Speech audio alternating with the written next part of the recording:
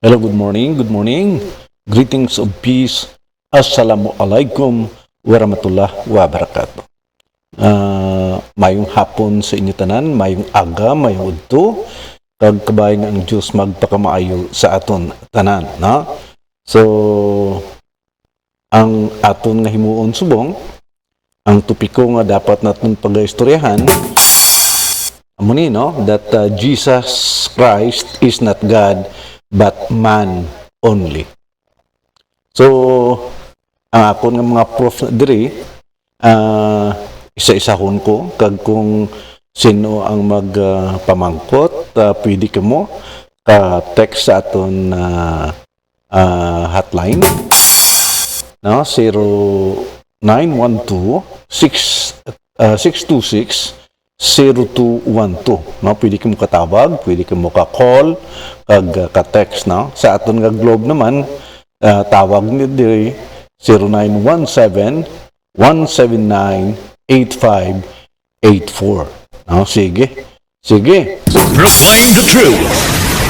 Expose the falsehood. Sige.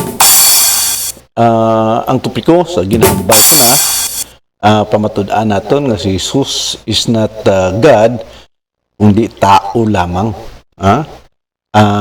Number one, ang gusto kong ibibigay sa inyo, yung description ng totoong Diyos. Sinabi dito, no, biblical proof that God is not a man. Is not God but only a man. Okay, ano ang mga proof natin dito? The strongest evidence is dito sa Numbers 23:19. 23:19, God is not a man that he should lie, nor a son of man that he should change his mind. Thus he speaks, then not act.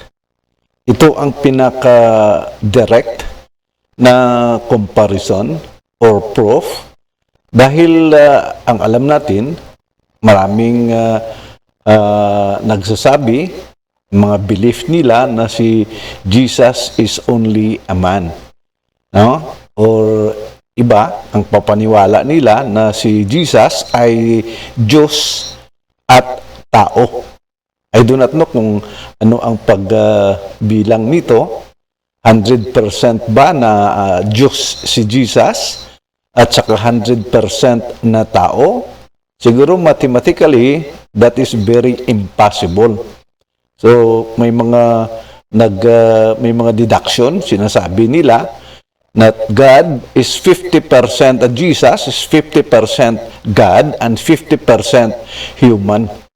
No? Hindi naman pwede maging 100% Diyos yan at 100% na tao. Pero ang paniniwala ko na si Jesus Christ is tao lamang. No? So dito sa Numbers 23:19, God is not a man. No? So hindi tao ang Diyos. Si Jesus ay tao, or percentage niya Diyos daw at percentage ay tao. Yan po, no? So ang Diyos ay hindi tao. At magbibigay tayo dito mamaya ng mga proof na si Jesus ay kiniklaim niya na siya ay tao. No? So ibig sabihin, hindi na siya qualify na magiging Diyos, mga friends. No? At ano pa? Dito sinasabi na God is not a man. No? So klarong-klaro. And also, God is not a son of man. Sa verses na sinasabi ko kanina, dito, babasahin natin ulit. Dito, no? That God is not a man that he should lie, nor a son of man. Hindi din siya son of man. No? So, mga verses mamaya, ibibigay ko na si Jesus ay tao at siya ay anak din ng tao. So, ito ang mga proof, just gamitin lamang natin ang ating utak para maliwanagan po tayo. No? So, yan. Isa pa, sinasabi dito sa sunod na na mga proof, no? Dito sa Hosea 11:9, sinasabi dito, "For I am God and not a man." And not a man, the Holy One among you. Yan ang sabi ng Panginoong Diyos, na siya daw ay Diyos at hindi tao. So, klarong-klaro po dito sa Hosea 11:9 na ang Diyos ay hindi tao. Klarong-klaro po. Titingnan po natin dito kung sino si Jesus.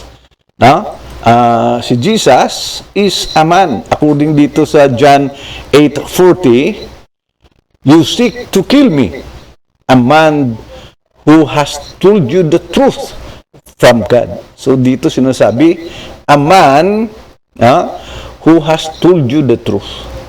At dito sa 1 Timothy 2:5, na ang the man, Christ, Jesus, siya ang tao na si Jesus Christ. So kung titingnan po natin dito, may mga biblical verses at isa-isahin ko po itong mga bagay-bagay.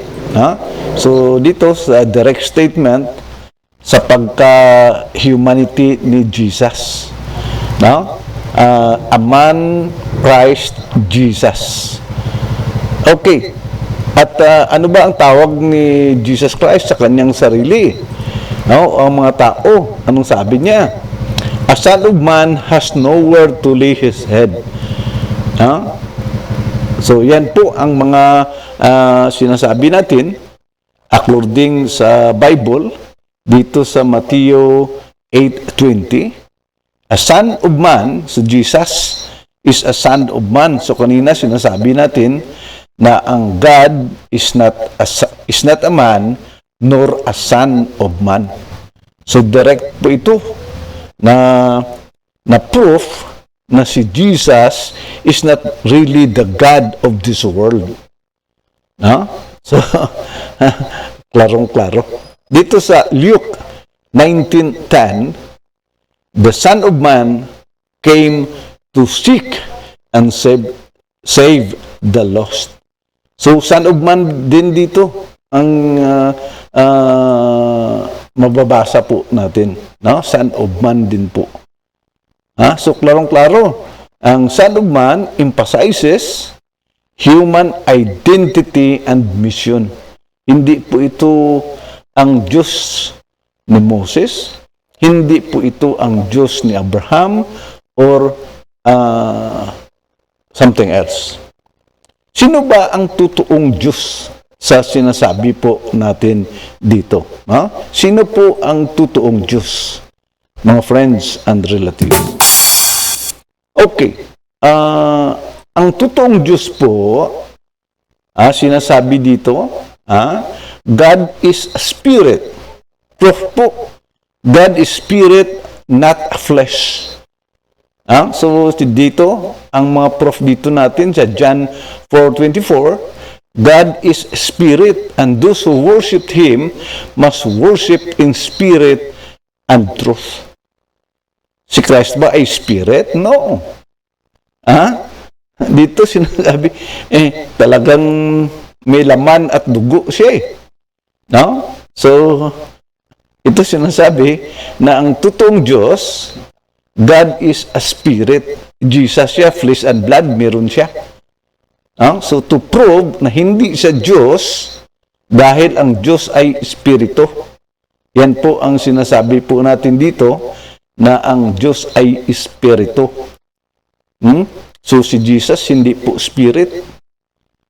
Hindi po spirit si Jesus. Mayroon siyang human flesh and physical bodies. Dito masasabi po natin na ito ay talagang totoo. So dito, Luke 24:39, as spirit does not have flesh and bones. Doon ba sa upper room, nung nagpakita si Jesus doon sa upper room, kasama ang mga disciples niya, so sinasabi niya, hold my hands and my feet, for the spirit has no flesh and bones. Dito sinasabi ni Jesus. So, talagang approve si Jesus na talagang mayroon siyang flesh and bones. Mga friends and relatives. So, may distinction talaga ang God the Spirit kag si Jesus. So, sinasabi kanina dito, God is a spirit. Mga friends and relatives, God is a spirit, and those who worship Him must worship in spirit and in truth. Sa tanan nakikinig sa aking programa, pwede kayo sumali. Indicate lang, text lang muna kayo, indicate lang, at i-reserve ko yung place niyo dito. Mag-usap-usap tayo. Question and answer, and so on and so forth. Ano ba talaga ang totoong Diyos? Ito i-define ta muna. Para alam natin, makadistinguish ba tayo, sino si Jesus, sino yung Diyos. Sinasabi dito, God is eternal.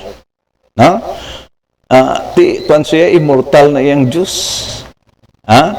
Dito sa Psalms 92, from everlasting to everlasting, you are God.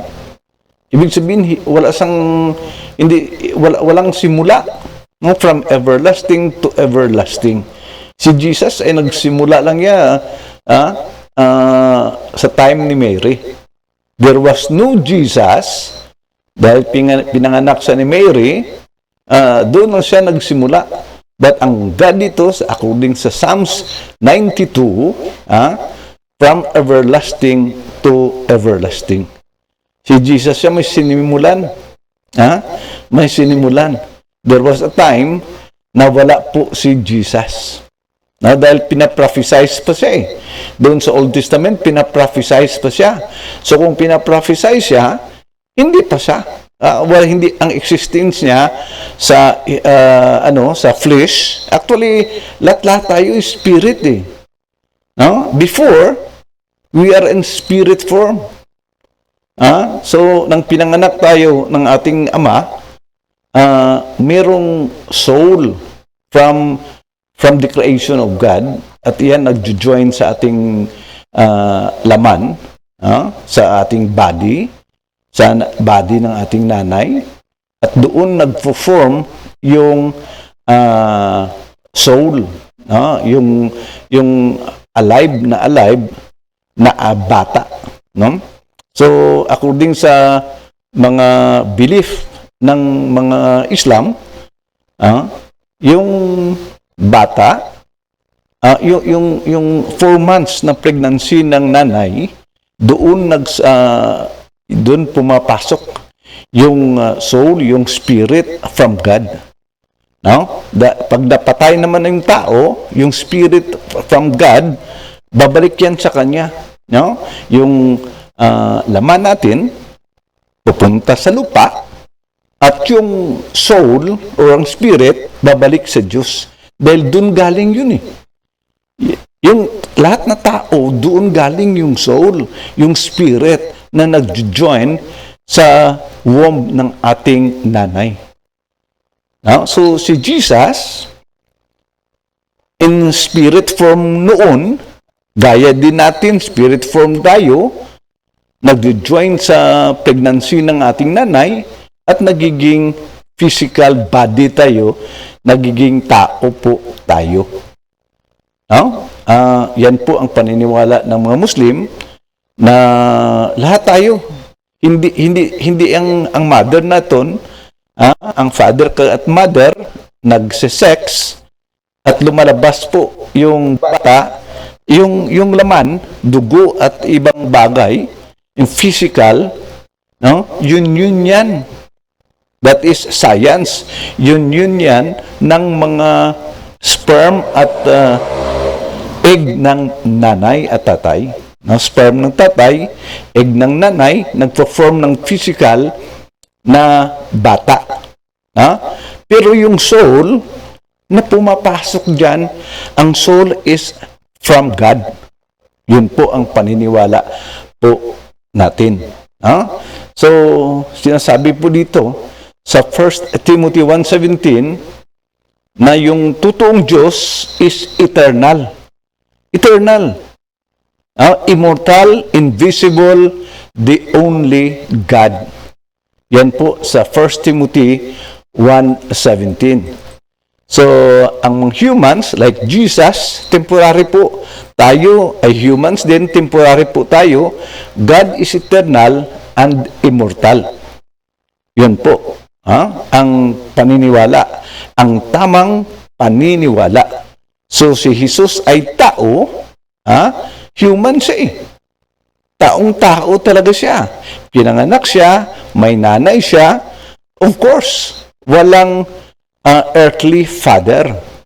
Because kinreate po si Jesus without earthly father. Ang Diyos ay nagsasalita lang. By just the words, si Jesus ay nagiging tao. Be and it is. Pag sinabi ng Diyos na mayroong Jesus, by just the word, mayroong Jesus. Dahil gaya din ng creation. Nung sa Genesis, and God said, let there be light, and there was light. So just by the words of God, nag-create siya by just a matter of words. God said, and God said, and God said, let there be firmaments, and God said, let there be vegetables or something, trees, seas, and fishes, and so on and so forth. Okay. So, yan po. God is eternal, human are mortal. So, yan ang paniniwala po natin. Proof yan ng mga biblical proof, mga friends and relatives. Ang Diyos ba ay nag-change? Malakay 3:6. For I am God, sinasabi po dito. For I am God, I do not change. Dito sa James, dito sa James 1:17, with whom there is no variation of shadow due to change. So, ibig sabihin, ang totoong Diyos, mga friends and relatives, ay never change. Hindi nagbabago. Humans constantly change physically, like si Jesus. Dati, maliit siya na bata, lumalaki, kumakain, every time, nag-change. But God does not change. Sinasabi dito, sa anong verse? Sinasabi dito sa Malakay 3:6, for I am God, I do not change. Si Jesus nag-change from childhood hanggang lumaki siya. Nagbabago. So, ibig sabihin, everyday, yung mga cells na komposisyon ni Jesus ay lumalaki din dahil kumakain siya, natutulog siya. Yan po ang totoo. So, si Jesus, may mga changes, but God never changes. For I am God. I do not change. Tag si Jesus, keep on changing. Ano ba ang totoong Diyos? I-compare natin kay Jesus. Dito sa Jeremiah 32:17, nothing to do hard for you. Grabe, tanan ko no, magagawa yan. He is very powerful. Powerful. Humans are limited. God is all-powerful. So, dito sa Jeremiah 32:17, nothing is too hard for you. Kung titingnan mo, babasahin mo dan. And the Lord is the everlasting God. Dito sa Isaiah 40:28. The Lord is the everlasting God. He will not grow tired or weary. Hindi siya napapagod. Ang totoong Diyos. But si Jesus, bibigay natin mamaya ang mga verses na talagang siya ang tao, napapagod, natutulog, kumakain, and so on and so forth. Isa pa ng katangian ng totoong Diyos na gusto kong ibibigay sa inyo, mga friends, is God is all-knowing. All-knowing po ang God. Dito, kung titingnan mo, God is greater than our hearts. He knows everything. So, ang knowledge ng Panginoong Diyos ay talagang walang limit. Alam niya lahat-lahat, mga friends and relatives. Sinabi dito sa Isaiah 55:8 and 9, my thoughts are not your thoughts, neither your ways are my ways. So, hindi talaga pwede magkapantay yung tao sa Diyos. Mga friends and relatives, human knowledge is limited, but God, wala yasing limitation. God is omniscient. He knows everything. Yun po ang paniniwala natin sa totoong Diyos. Maya-maya, bibigay po natin dito ang mga proof na si Jesus ay talagang tao. Mga verses po, verse after verse, ang bibigay po natin dito. Okay, ano ba ang totoong Diyos? Ang totoong Diyos po, sinasabi sa Biblia, whom no one has seen or can see. Hindi makikita po talaga ang Diyos. Mga friends and relatives. So may mga contradiction minsan sa Bible na nakita daw ni Moses ang Diyos. Pero ang totoo, kung titingnan mo, sinasabi ni Jesus, sinasabi ng Bible, na no one may see me, sinasabi ng Panginoong Diyos, no one may see me and live. Hindi talagang mabubuhay yung tao pag nakita niya ang Diyos. Mga friends and relatives. So, ang totoong Diyos, hindi nakikita, He is invisible, pero yung tao ay visible, gaya ni Jesus. Si Jesus, nung andito siya sa sanlibutan, kasama yung nanay niya, si Mary, at yung mga disciples niya, lahat-lahat nakita si Jesus. So, yan ang katangian ng isang tao. Ang God daw, sinasabi dito sa 1 Timothy 6:16, kag sa Exodus 33:20, no one may see me and live. Wala po makakita sa Panginoong Diyos. Ano ba ang katangian din ng totoong Diyos? Compare natin kay Jesus. Ang compare natin kay Jesus, ano ba ang katangian sa ng Panginoong Diyos, tunay na Panginoong Diyos, at ni Jesus? Dito sa Genesis 1:1, creator po ang Diyos. In the beginning, God created the heavens and the earth. Creator po ang totoong Diyos. While si Jesus was created.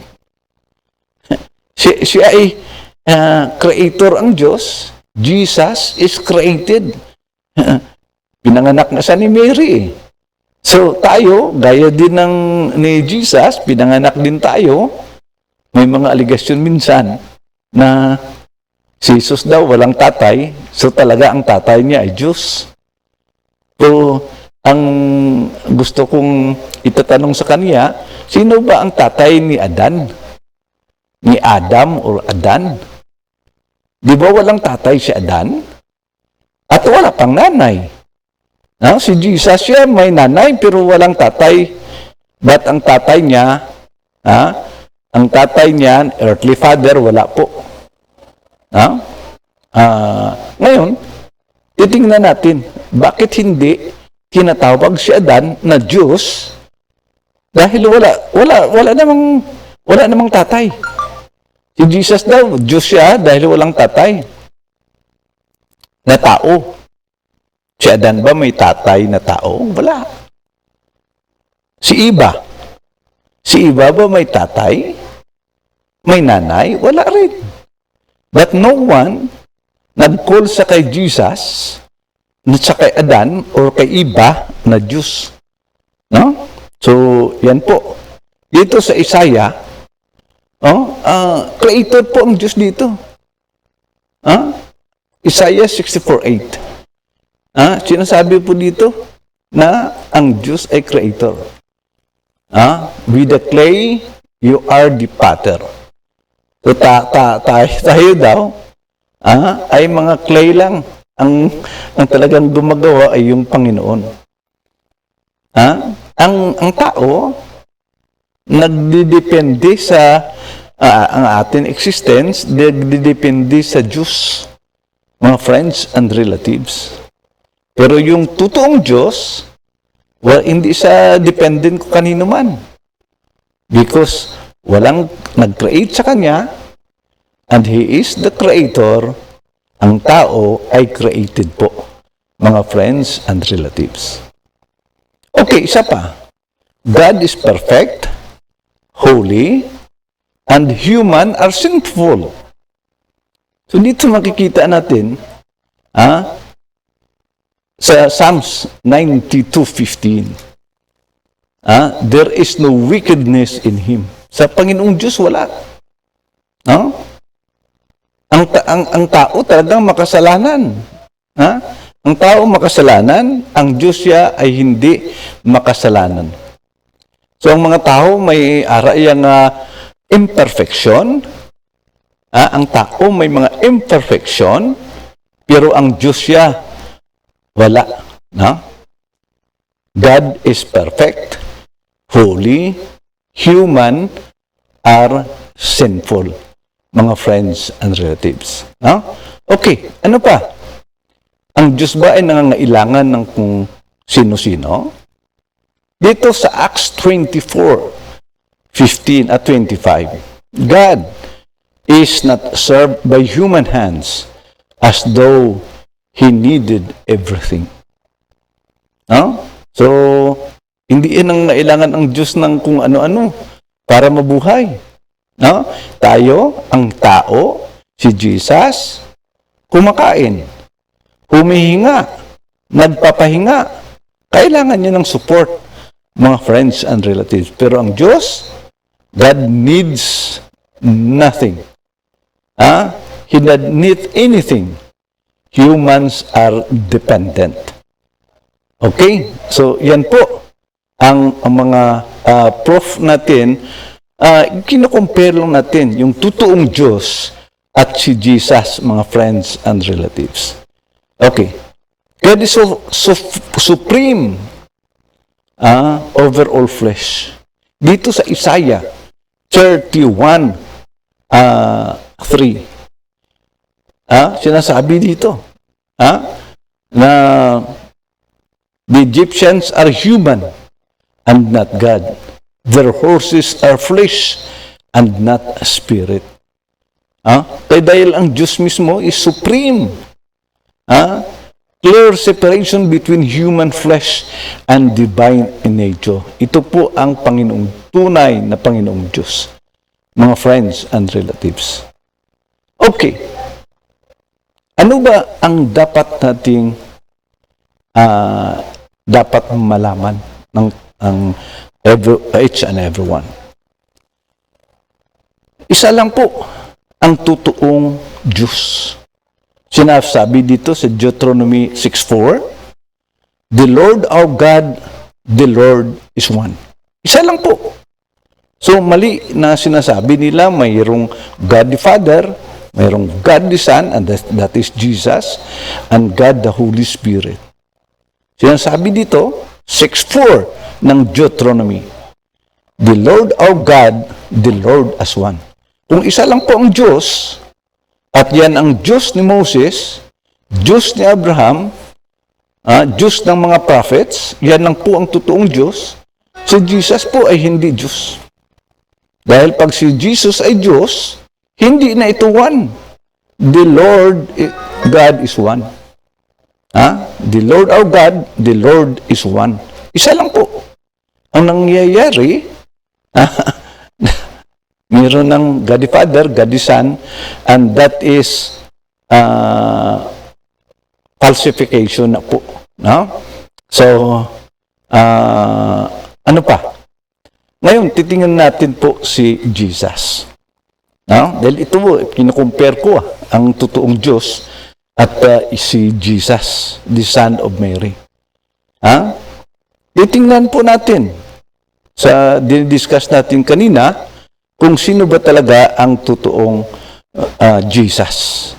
Ngayon, si Jesus, dito sa Galatians 4:4, God sent forth His Son. So, iba yung nagpadala, iba yung pinadala. Yung pinadala is born of a woman, born under the law. Sinasabi dito sa Galatians 4:4. Okay. So, mirong start, mirong simula si Jesus Christ. Born of a woman. Sinasabi kanina, God is not a son, nor the son of man. Ito si Jesus, anak ng tao eh. So, to prove na hindi siya Diyos. No? May human birth siya, mga friends and relatives. Okay, ano pa? Kung titingnan mo, may human ancestry siya. Dito sa Matthew 1:1. Jesus Christ, son of David, the son of Abraham, and so on and so forth, hanggang doon sa kay Adam. So, may genealogy. Ibig sabihin, may tatay, may lulo, and so on and so forth. So, may genealogy po si Jesus. While the God, the totoong Diyos, is from everlasting to everlasting. Wala po simulan. Hindi siya nagsimula kung ang kailanman. So, dito sa Luke 3:23 to 38, diyan makikita mo yung mga tatay, nanay, tatay, hanggang sa kay Jesus. So, mirong genealogy. May mga lulo. So, si Jesus, to prove na hindi siya Diyos dahil may pinanggalingan siya eh. Doon sa Mateo, at saka sa kay Luke, iba-iba yung tatay ni Jesus. Sa piyak si Hilay, sa piyak naman si Joseph, ang tatay ni Jesus, the alleged tatay ni Jesus. So, ang totoo, si Jesus ay walang tatay. Pero dito sa Matthew at saka sa Luke, may tatay si Jesus dyan, si Hilay. Ang sa kabila naman, ang tatay ni Jesus, si Joseph. Dito makikita mo na talagang ang mga writers mismo alam na talagang si Jesus ay hindi Diyos dahil may mga ninuno po siya. Titingnan mo dito sa Luke 2:6 to 7. Yan sabi dito, Mary, the mother of Jesus, gave birth to her firstborn.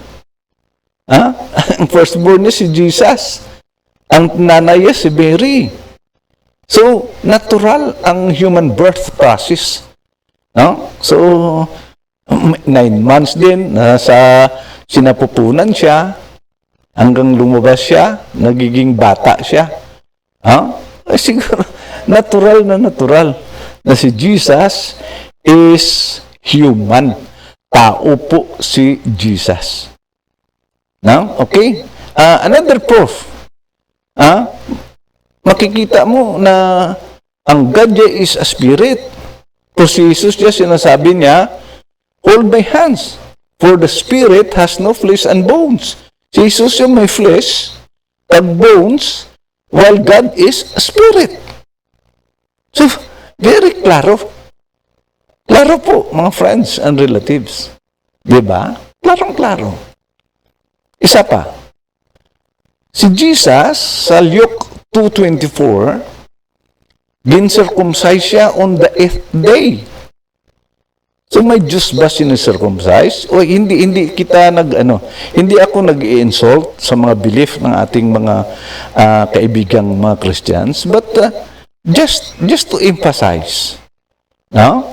Na paano si Jesus magiging Diyos dahil siya mismo ay tinuli nung ikawalong araw. So ang circumcision gina-applied lang sa mga taong lalaki. Lalaking tao. No, bata man siya or medyo maedad-edad na, pag sinicircumcise, lalaki yung sinicircumcise. No? According sa Jewish law. Okay. Ano pa? Si Jesus ay talagang tao dahil makikita mo dito, dito sa Luke 5:22, Jesus increased in wisdom and stature. Kita mo, lumalaki siya. Naging matalino din siya. O ibig sabihin, nag-perform yung brain niya at nagiging matured siya. Ang wisdom niya ay nag-increase. No, nag-increase ang wisdom ni Jesus Christ. To prove na Diyos siya? No. Ang Diyos siya, inherent ng wisdom. Hindi nag-i-increase yung wisdom. At yung pagkalaki ng katawan niya, lumalaki din, nag-i-increase din ang stature niya. Si Jesus. Siguro nung maliit siya, hindi pa siya marunong maglakad. Tapos, marunong na siyang pagkalaki-laki ng puti, marunong nang maglakad, at marunong nang tumakbo, marunong nang tumalon. Pero nung bata, hindi pa eh. So just to prove na si Jesus is tao. Tao. Dahil nung siya'y tao, may Diyos ba ang sanlibutan? Yes. And that is the God of Abraham, God ni Moses, God ng mga prophets. At mamaya-maya, ito ay tawagin din na God of Jesus. Nagkiklaim din si Jesus eh. Mga friends and relatives. Okay. Ano pa ang dapat po natin malaman? Dito, kung titingnan mo, siya ay talagang tao. Matthew 4:2. Nagugutom po si Jesus. Matthew 4:2. Ano sabi dito? Nauuhaw din siya. John 19:28. Uuhaw. Ang Diyos ba nauuhaw? Hindi. Ano pa? Napapagod din si Jesus. John 4:6. Jesus was tired from the journey. Pag lumalakad yung tao, talagang napapagod din eh. Dahil napapagod si Jesus, tao siya. Tao siya po, mga friends and relatives. Si Jesus, ang Diyos ba ay natutulog? Titignan natin. Si Jesus po natutulog. Mark 4:38. So, pag tao ka, may mga physical needs ka. Dahil napapagod ka, nagpapakita lang na talagang tao ka. So, sinasabi dito kanina, siya ay nagugutom, nauuhaw, napapagod, natutulog. So, natural po sa isang tao yun. At hindi natin dinidegrade yung ang stature ni Jesus or ang ating pagkakilala kay Jesus. Hindi natin dinidegrade, but sinasabi lang natin yung katotohanan as the Bible says. Okay? May mga emosyon din si Jesus. Taong-tao. Umiiyak. John 11:35. Talagang umiiyak siya. At saka, naging may mga sadness din, na may mga distress siya. Matthew 26:38, my soul is overwhelmed with sorrow. Talagang din siya. Feeling sad siya. Feeling sad si Jesus. Ano pa sinasabi? Matthew 9:36, Jesus had compassion on the crowds. May emosyon din siya. Talagang taong-tao, may human psychology si Jesus. Taong-tao. Napapagod, nauuhaw, umiiyak, sinicircumcise, and so on and so forth. So, talagang taong-tao si Jesus. Sinasabi dito, knowledgeable ang totoong Diyos. Ano sabi ni Jesus? Mark 13:32, not even the Son knows, only the Father. So, nang tinatanong siya, kung kailan, ano sabi niya? No one knows. Even the angels, even the Son, only the Father. So, refer to himself, hindi niya alam. Ang knowledge, mga friends and relatives, wala kay Jesus. Sinasabi dito? Hebrews 5:8, he learned obedience through suffering. Jesus po ay naging matalino siya, ibig sabihin, may mga learning process.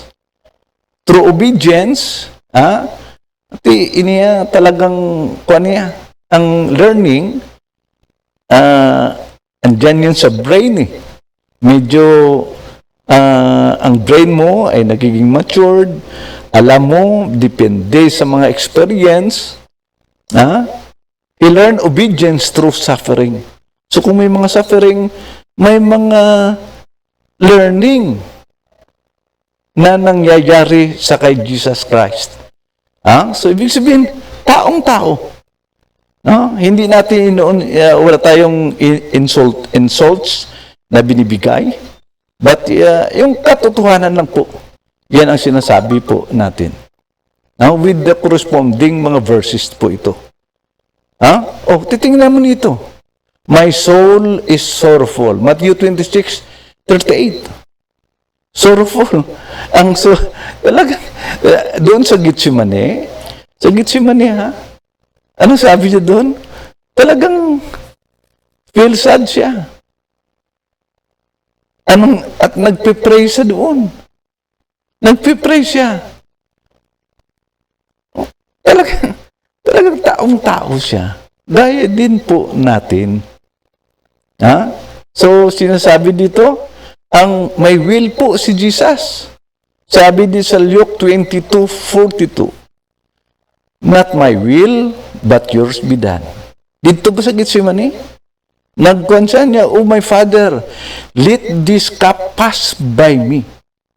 Not my will, but yours be done. But thy will be done. Ibig sabihin, separate po ang will ni Jesus sa Diyos. Iba yung Diyos, iba yung Jesus. Mga friends and relatives.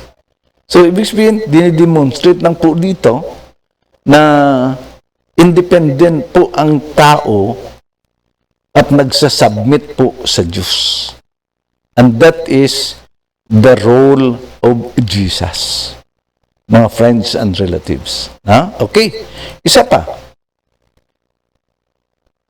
Hebreo 4:15. Ah, si, si, si Jesus was tempted. Ang sinasabi dito no? Dito, God is not tempted. No one can tempt God. Dito si Jesus was tempted. Dito sa Hebreo 4:15 at sa Matthew 4:1-11, dito makikita mo nga Jesus is really different from God. Because ang totoong Diyos, no one can tempt God. But Jesus was tempted. So,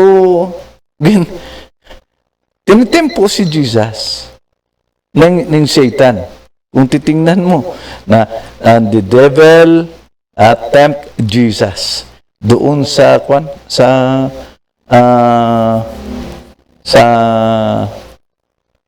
desert. Ganon. Oo. Ano pa? Si Jesus po ay nananalangin. Mga friends and relatives, Jesus prayed frequently. Sa Luke 5:16, Jesus withdrew to pray. Doon po sa Gethsemane. Pag lumakad ng konti si Jesus at doon po nagpe-pray. Sabi niya, "Oh my Father, let this cup pass by me." Talagang feel sad siya at nananalangin siya. Kung si Jesus ay nanalangin, kanino siya nananalangin? Diba? Sa kanya ba? Sarili? No. Nanalangin siya sa kanyang Ama o sa kanyang Diyos. Mga friends and relatives. So Jesus, prayerful po. Always Jesus prays. And Jesus worshiped God. Dito sa John 17:3, refers to the Father as the true God. 17:3 po. And Jesus whom thou hast sent. Si Jesus was sent by this only Father, the only true God. Anong sinasabi po ni Jesus dito? Sa John 20:17. Sabi niya doon kay Mary, niya, "Go to my brother. Tell them that I will ascend to my God, to my Father, your Father." Niya, magkakayab ako. I will ascend to my Father, your Father, to my God and your God. Ibig sabihin, si Jesus pala may Diyos. At doon siya nananalangin, at doon siya mag-a-ascend. So, yan ang prayer and worship. Show mga friends and relatives na si Jesus is very dependent. Dependent sa Diyos. Dahil He prays. At humihingi siya ng tulong. If it is possible, let this cup pass by me. So, dito makikita, sinasabi mismo ni Jesus, John 5:30, niya, "By myself, I can do nothing." Ito, mismo si Jesus ay nag-claim, "By myself, I can do nothing." So dito sa Acts 2:22, a man accredited by God through miracles. Si Jesus, nakagawa siya ng mga miracles. Pero nananalangin muna siya. Yung 5 tinapay at 2 isda, pinarami niya by the power of God. Like kay Moses. Si Moses, na-split niya nga yung water. Na-split niya ang water para dumaan yung mga Jewish. Si Moses by Diyos? No. It was the power of God, mga friends and relatives, ang nagiging factor po dyan na binigay kay Moses. Ano bang tawag ng mga tao At si Jesus mismo, sinasabi niya, John 8:40, "You seek to kill me, a man who has told you the truth." It was from the mouth of Jesus mismo na siya ay taong na nagsasabi ng katotohanan. You seek to kill me, a man who had told you the truth from God? Mga friends and relatives, open your eyes. Ito si Jesus, at yan ang po ang sinasabi niya, that He was human, who has told you the truth. Dito naman, sa 1 Timothy 2:5, ano sinasabi? The man Jesus Christ. So direct statement po ito ng pagka-human ni Jesus. Mga friends and relatives. Ano ba ang tawag ng mga tao kay Jesus? Dito sa Luke 24:19, yan tawag siya a prophet powerful in word and deed. Prophet po ang tawag ng mga tao sa kanya. A prophet powerful in word and deed. Ano pa siya? Yan ang tawag sa kanya. He is the servant of God.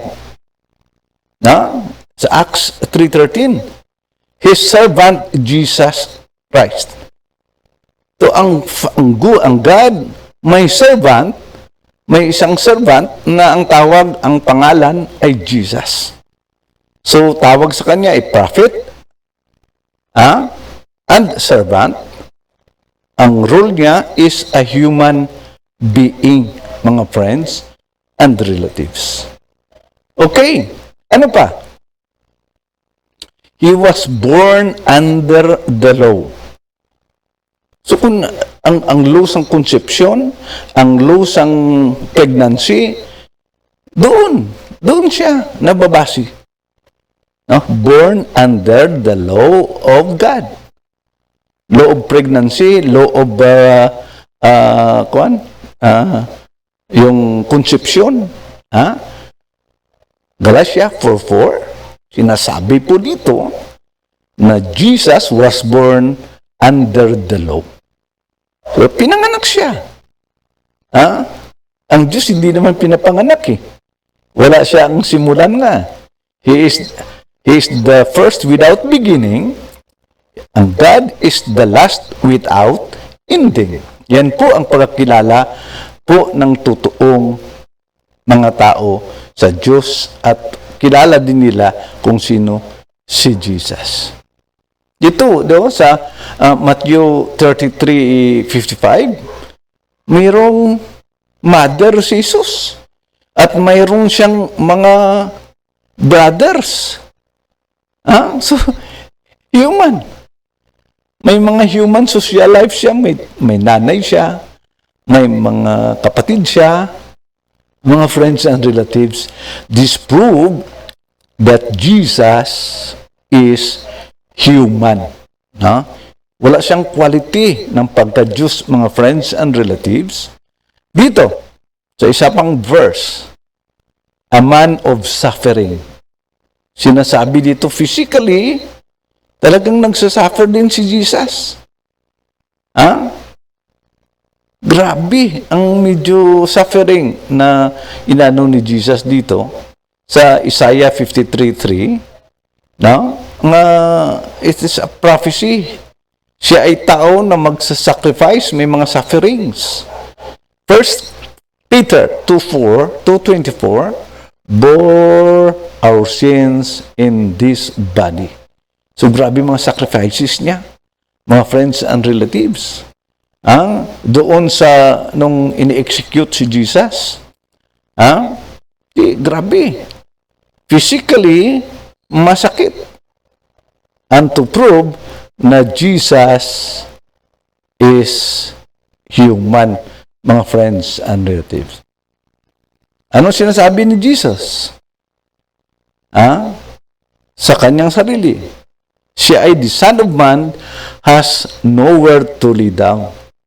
Well, sinasabi nga ni Jesus na Mabuti pa, no?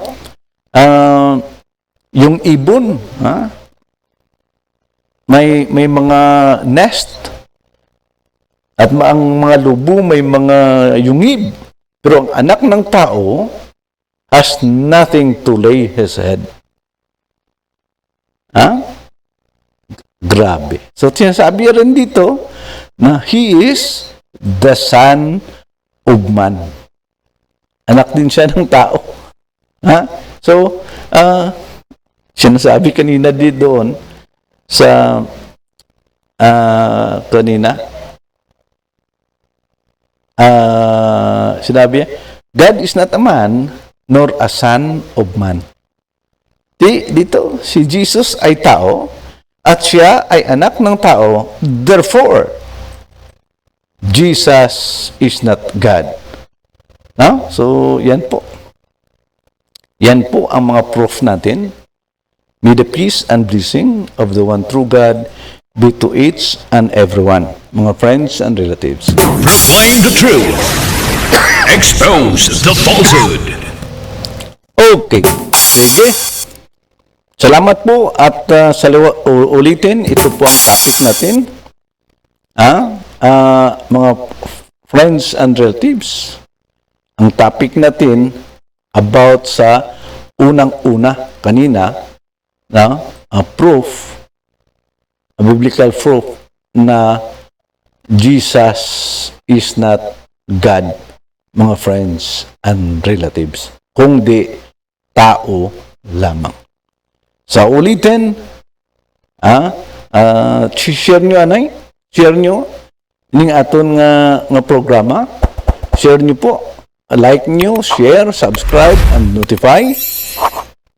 At sa ulitin, ako po ay si Engineer Rooney Albao. Pwede kayo makatawag sa ating number 0912-626-0212 or 0917-179-8584. Salamat po at may the peace and blessing of the one true God be to each and everyone.